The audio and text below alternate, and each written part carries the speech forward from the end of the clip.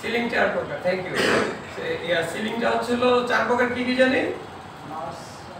Large, small, collar cuff, Saint John's বা string triangular, Saint John's বা triangular. আপনি কই দেন, আপনি কি হন? বাইরে ডাক্তার না, আপনি তাদেরকে দেখান। আপনি আসেন।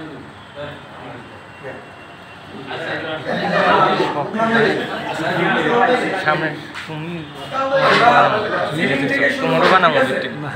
সিলিং থেকে শুরু করবো বলতে হচ্ছে আমরা প্রথম লার্জ আর সিলিংটা দেখবো।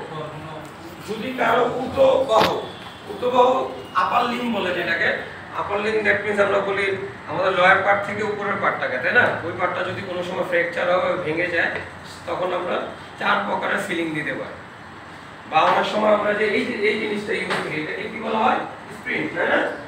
এটা যদি আমাদের মেরুদণ্ড হাড্ডি বা হাত পা ভেঙে যায়, পা ভেঙে যায় বা হাতও ভেঙে যায়, তখন আমরা এটা ইউজ করে থাকি, তাই না? সেই ক্ষেত্রে আমরা এটাকে কিভাবে বাঁধি বা কিভাবে আমার মানে ভাঙা হাড়টাকে অন্য রাখি, সেই প্রসেসগুলো এখন আমরা, ঠিক আছে? আচ্ছা, চারটা স্লিং এর মধ্যে যেটা প্রথমে লার্জ আর্ম স্লিং। লার্জ মানে কি? বড়। আর্ম মানে কি? বাহু।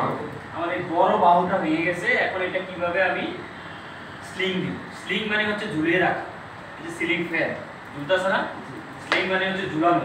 আমার আপার এক্সট্রিমিটি লোয়ার এক্সট্রিমিটি ঝুলাই রাখবো, জাস্ট এতটুকুই। এখন লার্জ আর্ম স্লিং কিভাবে দেব? এই যে এটা হচ্ছে ত্রিকোণী ব্যান্ডেজ। ত্রিকোণী ব্যান্ডেজের কিছু অংশের নাম পয়েন্ট, ইন, সাইড, বেস অথবা বুনি। যখন আমি আগে দেখবো তার কি ডান হাত ভেঙে গেছে না বাম হাত ভেঙে গেছে। যদি ওনার বাম হাত ভেঙে যায় তাহলে আমাকে আসতে হবে ডান পাশে, আর যদি ডান হাত ভেঙে যায় তাহলে আমাকে যেতে হবে বাম পাশে। এখন ওনার কোন হাত ভাঙছে আগে দেখতে হবে, কোন হাত ভাঙছে আগে পর্যবেক্ষণ করতে হবে। দেখলাম যে ওনার ডান হাতটা ভেঙে গেছে, কোন হাত ভাঙছে? এই ডান হাত ভেঙে গেছে, তাহলে আমাকে যেতে হবে কোন দিকে? বাম পাশে। আমার এই বাম হাতে নিতে হবে পয়েন্টটা। এই পয়েন্টটা থাকবে ওনার এই যে বাহুর নিচে। কিসের নিচে?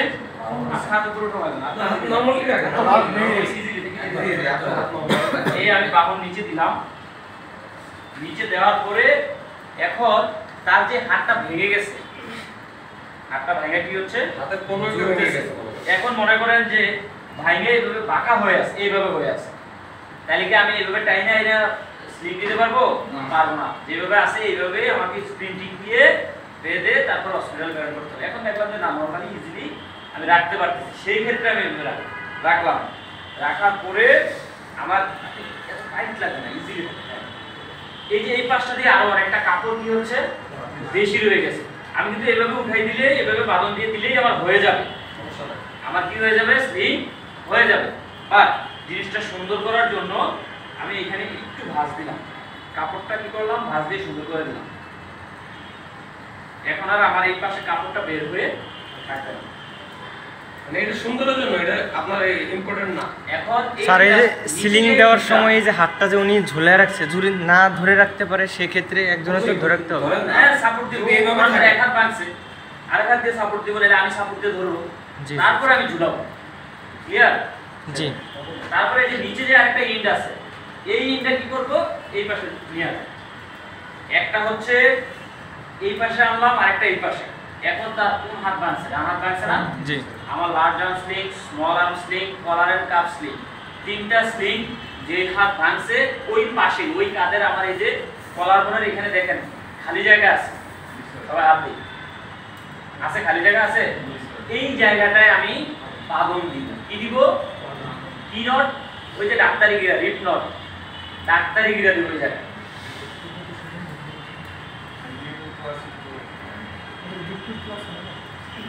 ডাক্তারি গিরা দেওয়ার পরে এখন দেখেন আপনার এই যে কোনুর পাশে এই কাপড়টা বের হয়ে আছে, এই কাপড়টা বের হয়ে আছে না? এই কাপড়টা আমি কি করব? সেফটি পিন, ক্লিপ, যে কোনো কিছু দিয়ে কি করব? আটকাই দেব। এখন আমার কাছে সেফটি পিনও নাই, ক্লিপও নাই, কোনো কিছুই নাই। এখন আমি কি করব? সেই ক্ষেত্রে আমি এভাবে কি করব?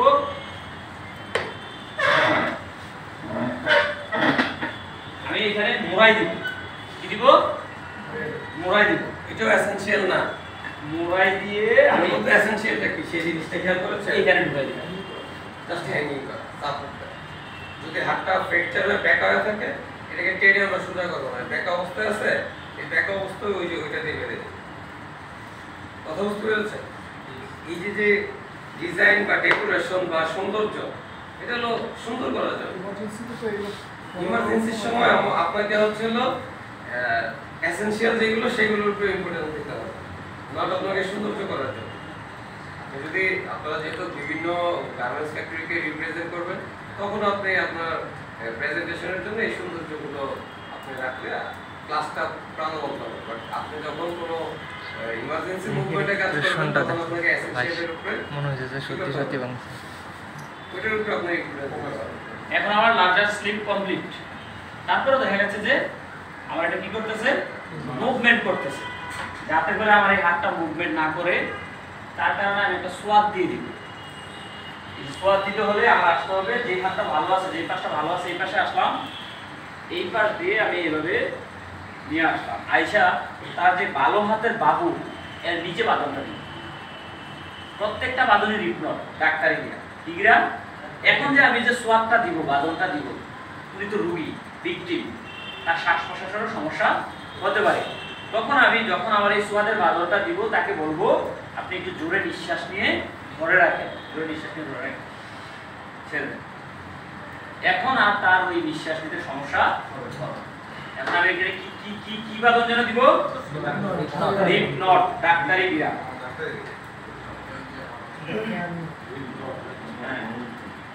বিরার নাম কি?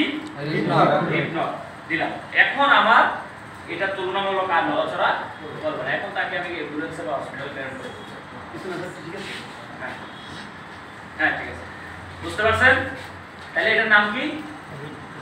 Large arm sling. কি নাম? Large arm sling. বড় বাহু হয়ে গেলে যেই স্লিং দিব সেটা। ওকে, গেল আমার লার্জ আর্ম স্লিং।